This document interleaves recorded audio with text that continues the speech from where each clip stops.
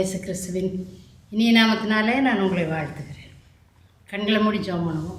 அன்பின் ஆண்டவரே, அடையில் கூட கர்த்தாவே, எங்களோடு கூட இருக்கிறீர், உமக்கு நன்றி. அடியாளை மறைத்து வெளிப்படுங்க, நீங்கள் பேசுங்க, நாங்கள் கேட்குறோம். காத்திருக்கிற பிள்ளைகள் ஆசீர்வதிக்கப்படும். இயேசு மூலம் ஜெபிக்கிறோம் நல்ல பிதாவே. கர்த்தருடைய பரிசுநாமத்துக்கு ஸ்தோத்திரம்.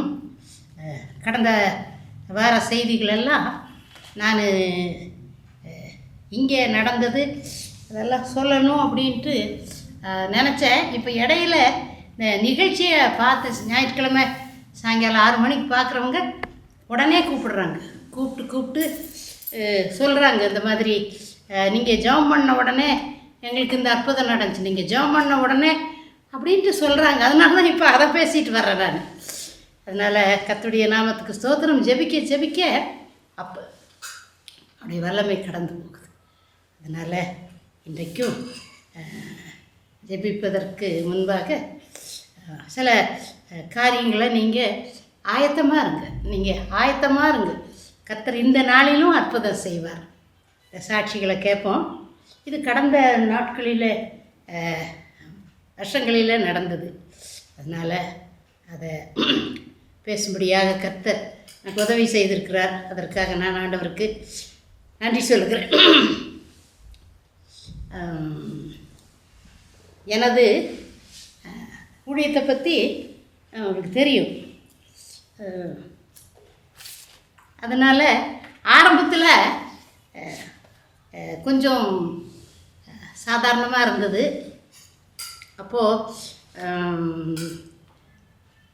அப்போது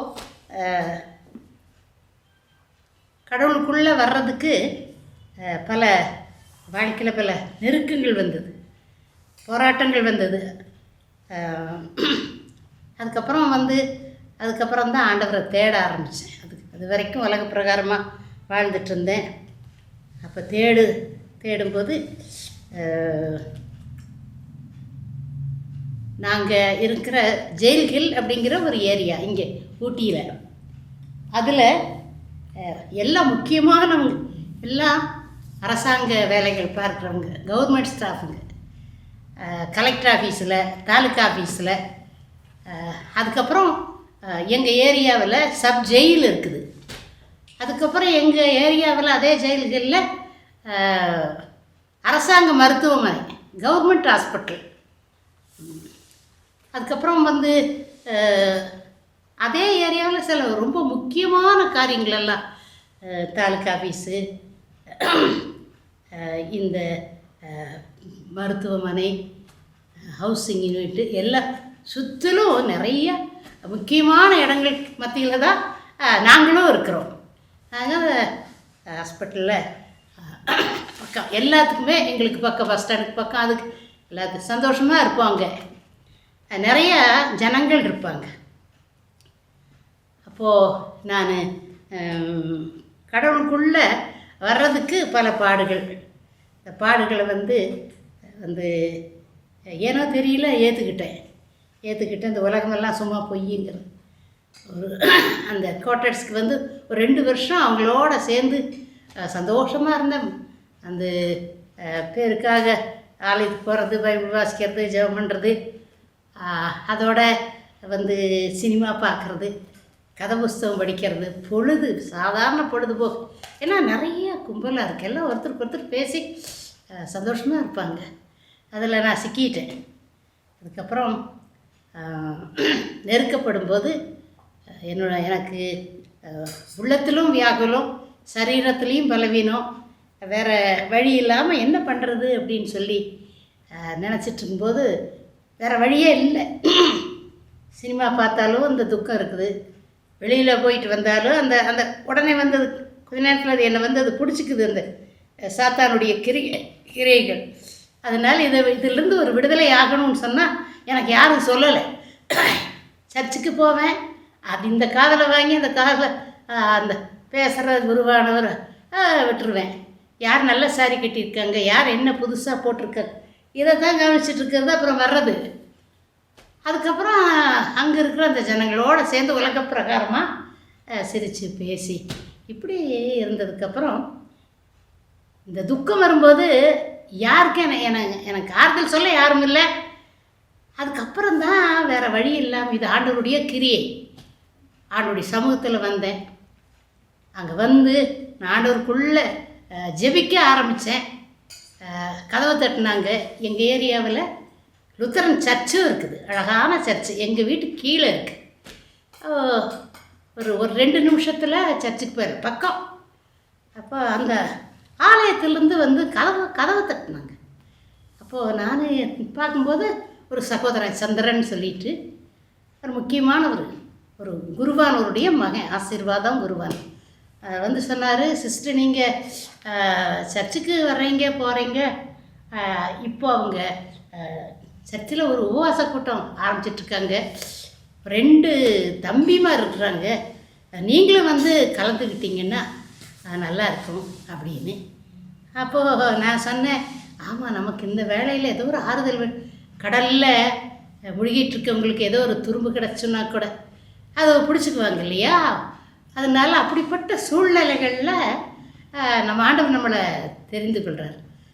கண்டிப்பாக வரனே அப்படின்னு சொல்லிட்டு ஆரம்பித்தேன். அங்கே போய் ஆரம்பித்தது நாங்கள் 3 பேராக ஆரம்பித்தோம். அது ஒரு 100 பேருக்கு மேலே வர ஆரம்பிச்சிட்டேன். அதுதான் முதல் என்னுடைய லுத்தரன் சர்ச்சில் தான் நான் முதல் ஊழியத்தை ஆரம்பித்தேன். அதில் ஒரு புதுசாக ஒரு 23 வயசு வந்தார், ஒரு ஐயர் வந்தார். அவரை அங்கே போட்டிருக்குறாங்க, சின்ன பையன் முடித்ததும் வந்துட்டார்.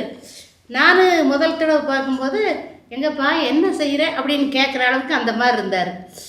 ரெவரன் எட்வின் ஜெயக்குமார், திருச்சியிலிருந்து வந்துரு. அப்புறம் நாங்கள் வாங்கன்னு எல்லாத்தையும் கூடுவார். நாங்களும் இந்த பிள்ளைகளையும் கூப்பிட்டு போவாருங்க சண்டே ஸ்கூலுக்கு. அப்புறம் அங்கே போய் கூட்டத்தை ஆரம்பித்தோம். அதுக்கப்புறம் நிறைய பேர் வர ஜெபிக்க ஆரம்பித்த உடனே கர்த்தர் ஆளுகளை கூப்பிட்டு வந்தார். ஊக்கமாக ஜெபம் பண்ணோம். நல்ல ஊழியங்கள் ரொம்ப சிறப்பாக இருந்துச்சு. ஆரம்பம் அற்பம், முடிவு ரொம்ப சம்பூர்ணமாக இருந்தது. அதுக்கப்புறம் அந்த ஐயர் வந்து சின்ன பையனாக இருந்ததுனால அவர் கூட அந்த சபையில் இருக்கிற ஒரு 10 வாலிப பசங்க இருந்தாங்க. அவங்க படித்து முடிச்சுட்டு வேலை இல்லாமல், அப்போ இவர் அவங்கள பிடிச்சிக்கிட்டார்.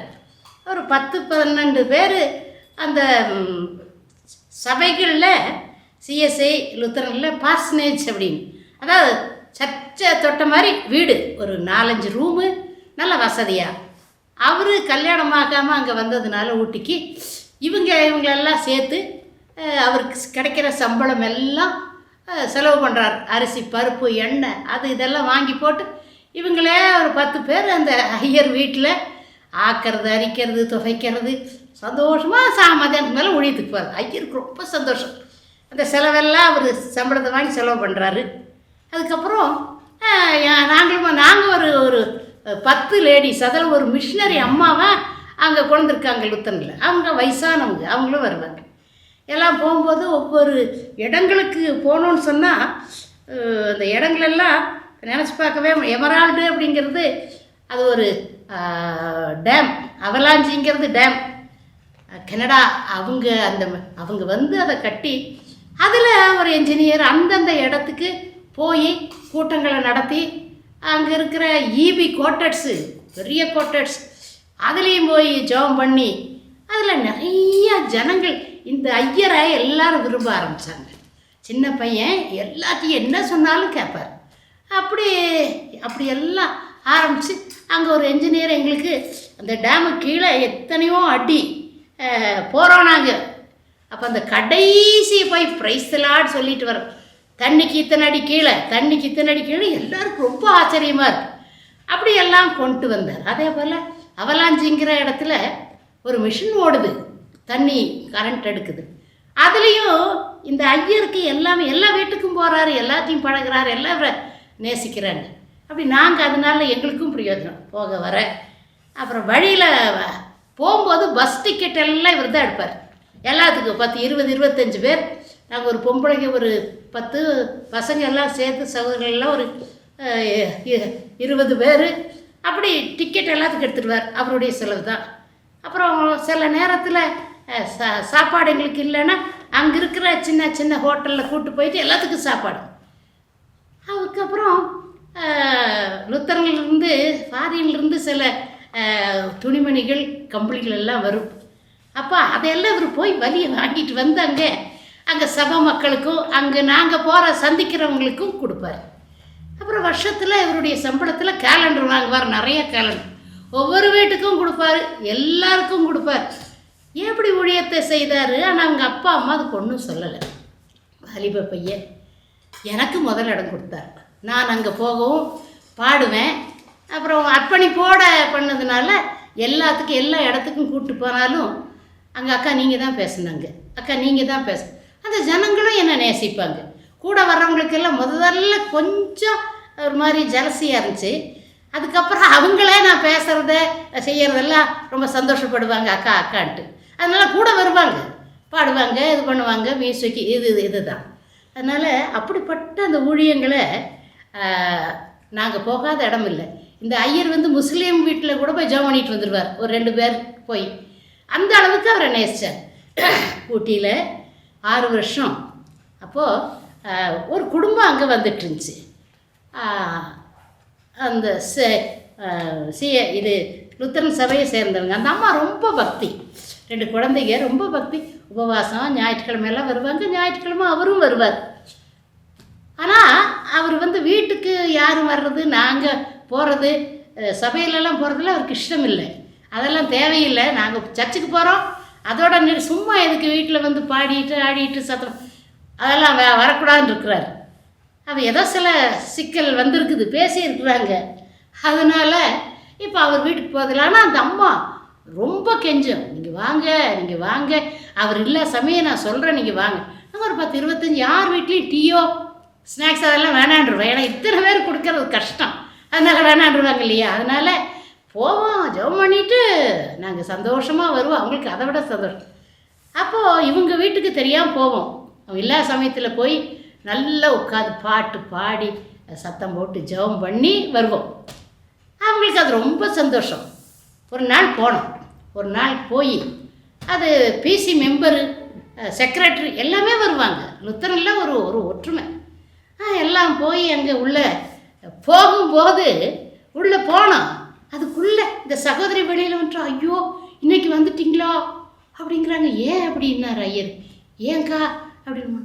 அவர் உள்ளே இருக்கிறாரு, இன்றைக்கி என்ன பண்ணுறது. போயிட்டோம், நாங்கள் ஒன்றும் பண்ண முடியாது, போயிட்டு வர முடியாதில்ல, எல்லாம் உள்ளே போயிட்டோம், லேடிஸு ஜென்ட்ஸ் எல்லாம். அப்போ இது போய் உள்ளே என்ன சத்தம் அப்படின்னு இருக்கார். அடுத்த ரூமில் இருக்கார். அப்போது இந்த மாதிரி சர்ச்சிலேருந்து வந்திருக்காங்க அப்படின்னு. யார் அவங்களை வர சொன்னது? சொல்லு, நான் தான் சொல்லியிருக்கிறேன்ல, சர்ச்சுக்கு போகிறோம் வர்றோம் அவ்வளவுதான். சும்மா அதுக்கு மீறி இது என்ன உண்மையான காரியங்களை இவங்க எல்லாம் செய்கிறதெல்லாம் எல்லாம் சும்மா சரியான ஒரு அர்ப்பணிப்பு இல்லாத ஊழிய இவங்களெல்லாம் செய்யறது. அதனால் இது ஒரு அப்படின்னு சத்தம் போடுறாரு. நாங்கள் கேட்குறோம், இனிமேல் விடாதவனை யார் வர சொன்னது? நீ தான் சொல்லித்தானே. இல்லைங்க எனக்கு தெரியாது, அவங்களே வந்துட்டாங்க. அப்படி சரி போய் சொல்லு அப்படிங்கும்போது நான் ஐயர் சிரிச்சிட்ருக்கிறாரு.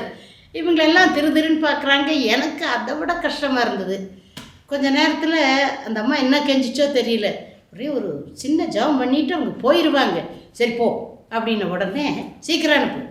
உள்ளே வந்துச்சு, நடுங்கிட்டு ஒரு சின்ன ஜெபம் பண்ணி. எங்கே போனாலும் நான் தான் பண்ணணும், பெருமைக்காக சொல்லலை. அது எல்லாருமே பிசி மெம்பர்லேருந்து செக்ரெட் எல்லாம் ட்ரெஷரர் எல்லாம் அவங்க பண்ணிட்டாங்க. அவங்க நான் ஒரு பாட்டை தொடங்கினேன். ஒரு பாட்டை தொடங்கி அவர் ஜெபம் பண்ணினேன். பாட்டை தொடங்கின உடனே உள்ளே இருந்து வர்றார் அவர். சிலர் பார்க்குறாங்க, ஜெபம் பண்ணும்போது கண்ணை மூடுறவங்க பாட்டு பாடும்போது இப்படி லேசாக பார்க்குறாங்க.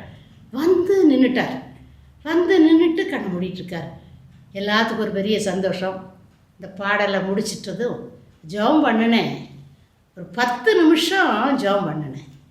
ஜெபம் பண்ணி முடித்த உடனே கண்ணை திறந்து பார்த்தா எல்லோரும் ஜெபத்தில் எல்லாருமே மறந்துட்டாங்க. இந்த பாடலில் எல்லாம் மறந்துட்டாங்க, சந்தோஷமாக நின்றுட்டுருக்குறாங்க.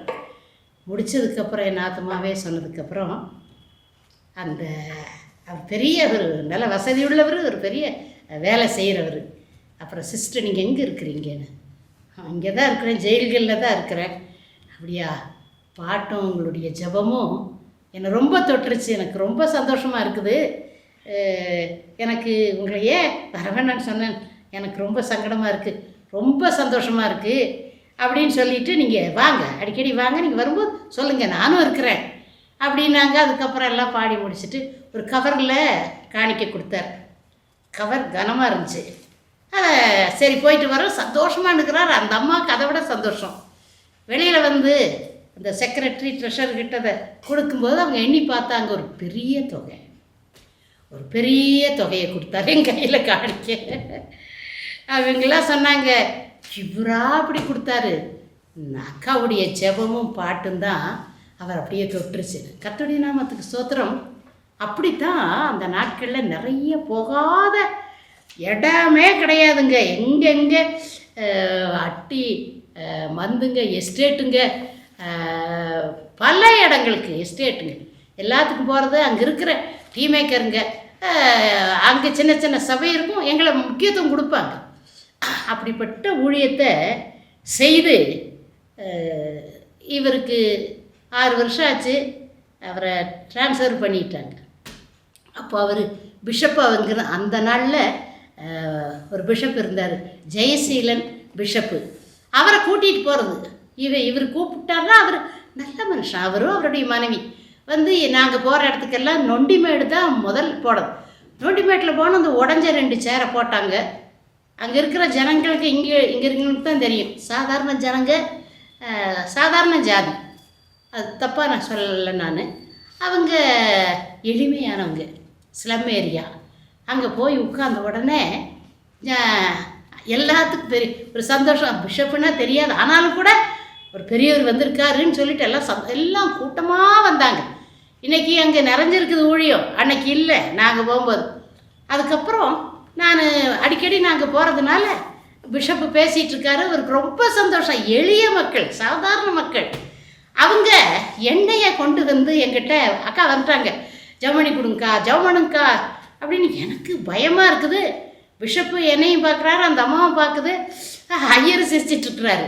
அப்புறம் நான் சொன்னேன், இன்றைக்கி வேண்டாம் வேண்டாம், போயிருங்க, அடுத்த தடவை கண்டிப்பாக நாங்கள் வருவோம் ஜெபம். இல்லைக்கா, நீங்கள் கண்டிப்பாக ஜெபம் பண்ணணும், சுகமில்லை. இந்த பிஷப் பார்த்துட்டு, ஏம்மா ஜெபம் பண்ணுங்கம்மா, ஜெபம் பண்ணி கொடுங்க.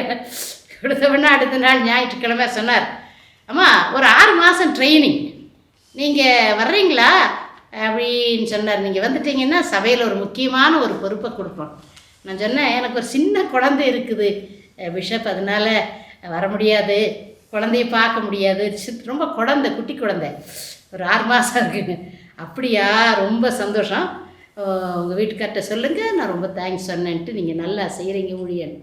அப்படிப்பட்ட ஊழியம் காரணம் என்னென்னா, அந்த இன்றைக்கு ட்ரான்ஸ்ஃபர் ஆகி எப்படி உழைச்சாருன்னு ஏதை நான் சொல்கிறேன்னா, ஊழியக்காரர்களுக்கு அவருடைய உழைப்பில் நிறைய ஆத்துமாக்கள் சேர்ந்துச்சு. அன்னைக்கு நான் எனக்கு ஒரு பைபிள் காலேஜுன்னா, அந்த இன்னைக்கு அவர் பிஷப் ஆகி திருச்சியில் போய் இப்போ ரிட்டையர்ட் ஆகிட்டார். பிஷப் ஆகி கோயம்புத்தூரில் இருக்கார். 2 ஒரு பொண்ணு ஒரு பையன், மனைவி, டீச்சர், நல்லா இருக்கிறாங்க. இன்றைக்கி நான் இங்கே நின்று பேசிகிட்டு இருக்கிறேன்னு சொன்னால் எனக்கு ஒரு பைபிள் காலேஜ் வேணும் இல்லையா? அந்த பைபிள் காலேஜ் அவர் தான். அவருடைய அர்ப்பணிப்பு அவரை உயர்த்தி, என்ன ஒரு சாதாரணமாக ஒரு சின்ன பையனை பிஷப்பாக மாறி இன்னைக்கு பிரபலமான, அவரை தெரியாதவங்களே கிடையாது. அவருனால நிறைய பேர் இன்னைக்கு ஊழியக்கார். நான் ஒரு நல்ல ஒரு ஊழியக்காரியாக இருக்கேன்னு சொன்னால் அப்படி செய்கையை பார்த்தேன், அதே காப்பி அடிக்க ஆரம்பித்தேன்.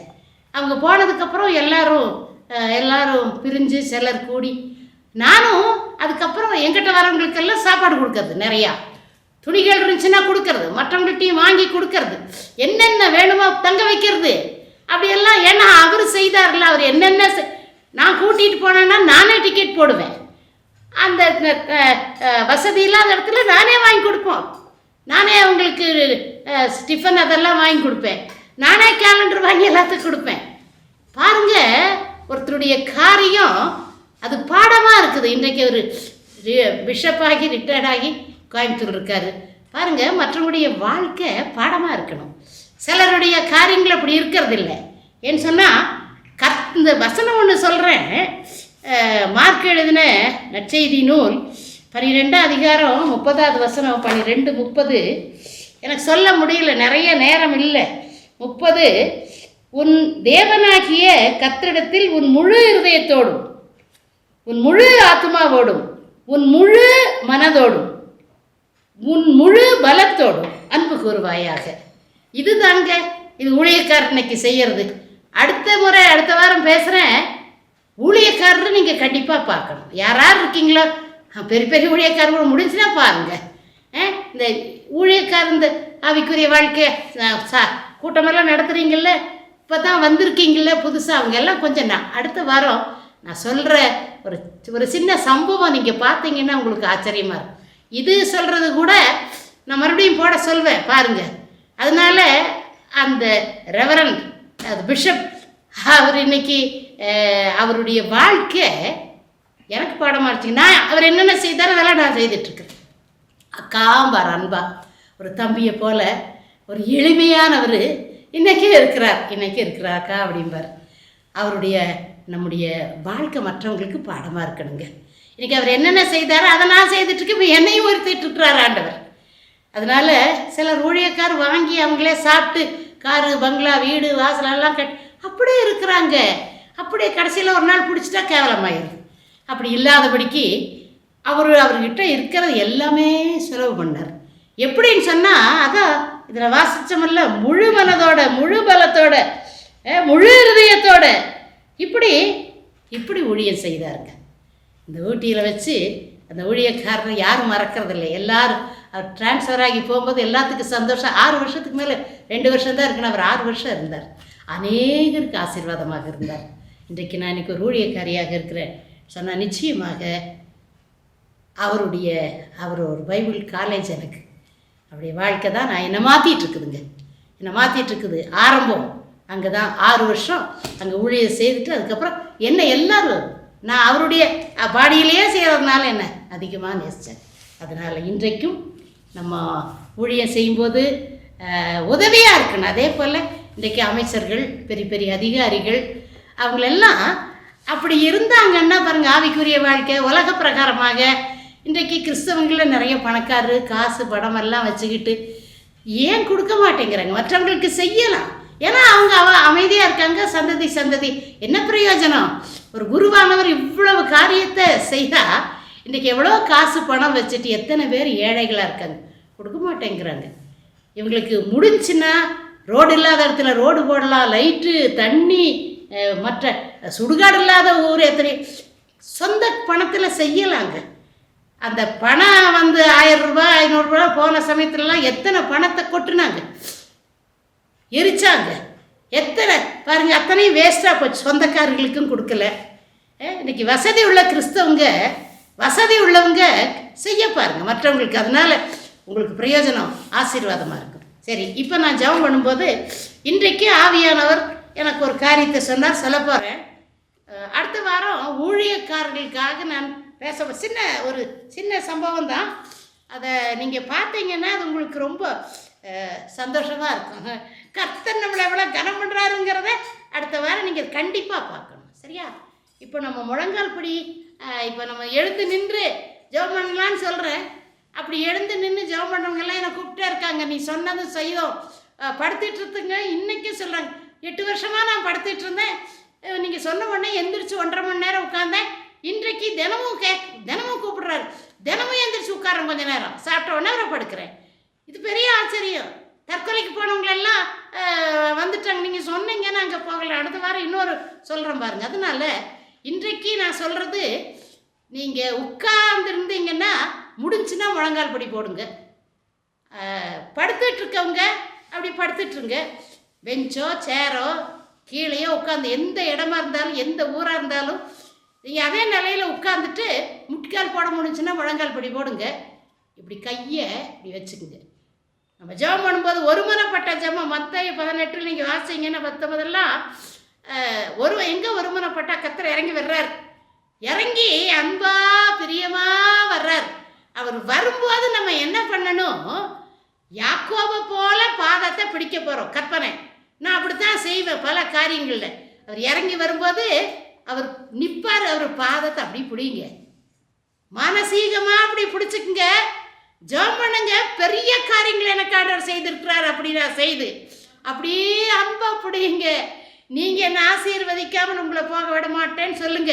நீங்கள் இதவே சொல்லிட்டு இருங்க, தேவையெல்லாம் நான் சொல்கிறேன். செய்து பாருங்க, அற்புதம் நடக்குதா இல்லையான்னு பாருங்க. சரியா? உட்காருவோமா? ஹல்லேலூயா. ஸ்தோத்திரிக்கிறோம் ஆண்டவரே. ஹல்லேலூயா. நன்றி ஆண்டவரே, நன்றி ஆண்டவரே, நன்றி ஆண்டவரே, நன்றி ஆண்டவரே. ஸ்தோத்திரிக்கிறோம் ஆண்டவரே. ஹல்லேலூயா, ஹல்லேலூயா, ஹல்லேலூயா, ஹல்லேலூயா. ஸ்தோத்திரம் ஆண்டவர். பெற்ற தாய் தனது பிள்ளையை மறந்தாலும், பெற்ற தாய் தனது பிள்ளையை மறந்தாலும் நீர் என்னை மறப்பதில்லையே. உமது உள்ளங்கையில் பொறித்து உள்ளீரே, நீர் என்னை மறப்பதில்லையே. உமது உள்ளங்கையில் பொறித்து உள்ளீரே. நன்றி ஐயா, நன்றி ஐயா, நன்றி ஐயா, நன்றி ஐயா. என்னை படைத்தவரே, உருவாக்கி மகிழ்ந்தவரே, என்னை படைத்தவரே, உருவாக்கி மகிழ்ந்தவரே, பெயர் சொல்லி அழைத்து கொண்டீரே. உமக்கு உரிமை ஆக்கி கொண்டீரே, பெயர் சொல்லி அழைத்து கொண்டீரே. உமது உரிமை ஆக்கி கொண்டீரே.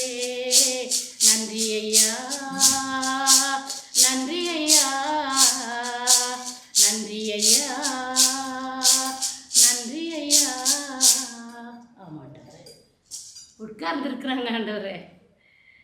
கரங்களை உடைய பாதங்களை பிடிக்கிற மாதிரி மானசீகமாக நம்பிக்கையோடு விசுவாசத்தோடு ஆண்டவரே நானும் பிடித்து கொண்டிருக்கிறேன்.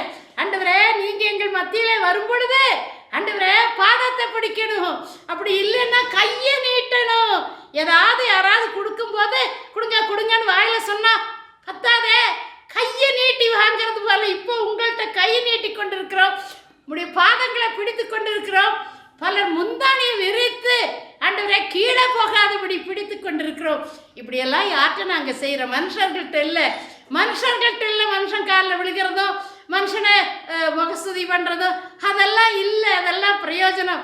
கர்த்தாவே, ஜீவனுள்ள தேவனே, எங்களை உருவாக்கின கர்த்தாவே, பெயர் சொல்லி அழைத்தவரே, உங்களை எந்தெந்த வகையில் நாங்கள் புகழணும், எந்தெந்த வகையில் உங்களை போற்றணும், எந்தெந்த வகையில் உங்கள் இரக்கத்தை பெறணுங்கிறதுக்காக இப்பொழுது பிடித்து கொண்டிருக்கிறாங்க ஆண்டவரே. பாதத்தை பிடித்து கொண்டிருக்கிறாங்க. நன்றி ஆண்டவரே, பிடித்து கொண்டிருக்கிறாங்க. நீங்க ஆண்டவரே அந்த பிள்ளைகளுடைய என்னென்ன தேவை எல்லாவற்றையும் நீர் அறிந்தவர், அறிந்தவர், அறிந்தவர். ஆமாண்டவரே, பல தேவைகளோடு உட்கார்ந்து இருக்கிற எனக்கு சொல்ல தெரியல ஆண்டவரே. அநேக தேவைகள், அநேக தேவைகள். அவர்கள் உங்களை பாதத்தை மாத்திரம் பிடிச்சு எங்களை ஆசீர்வதிக்காமல் உங்களை விடமாட்டோம்னு சொல்லிட்டு இருக்கிறாங்க. அது ஒன்னா மாத்திரம் சொல்றாங்க. ஆண்டவரே, நாவில் சொல் பிறவாததற்கு முன்னமே அவைகள் எல்லாம் அறிந்தவர் ஆண்டவரே. உமக்கு தெரியும், தூரத்திலிருந்து நினைவுகளை அறிகிறவர் ஆண்டவரே. இப்பொழுது ஆண்டவரே, எல்லாவற்றுக்கும் நீங்க பதில் தந்து இந்த முதல் அற்புதத்தை செய்து வருகிற நாட்களிலே சாட்சி சொல்ல உதவி செய்யுங்க. இயேசுவின் மூலம் ஜெபிக்கிறோம் நல்ல பிதாவே. ஊழியங்களை உங்கள் ஜெபத்தினாலும் உதாரத்துவமான காணிக்கைகளினாலும் தாங்கும்படி பட்சமாய் கேட்டுக் கொள்கிறோம். மேலும் இந்த ஊழியத்தின் கட்டிட நிதிக்காக சகோதரி Esther Selvarani, Canara bank account number 62322100505210, IFSC code CNRB 00162330, சேரிங் கிராஸ் பிரான்ச் ஊட்டி 603001.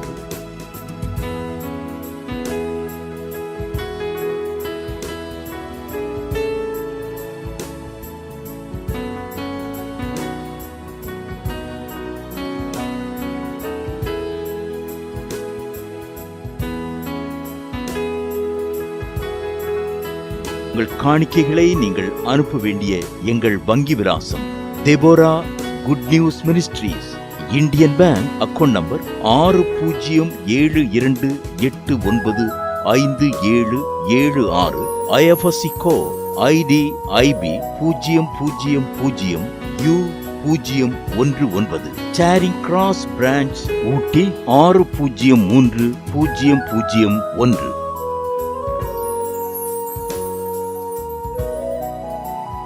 மேலும் எங்களுடைய போன்பே எண்கள் 9443604157. கர்த்தர்தாமே உங்கள் அனைவரையும் ஆசீர்வதிப்பாராக. கேட்ட செய்தி உங்களுக்கு மிகவும் ஆசீர்வாதமாய் இருந்திருக்கும் என்று நம்புகிறோம். அன்பானவர்களே, உங்கள் ஜெபத் தேவைகளுக்கும் மேலும் ஆலோசனைகளுக்கும் நீங்கள் தொடர்பு கொள்ள வேண்டிய எங்கள் விலாசம்: சகோதரி எஸ்தர் செல்வராணி, இரக்கத்தின் வாசல் இயேசு ஊழியங்கள். செல்போன் 944360041557.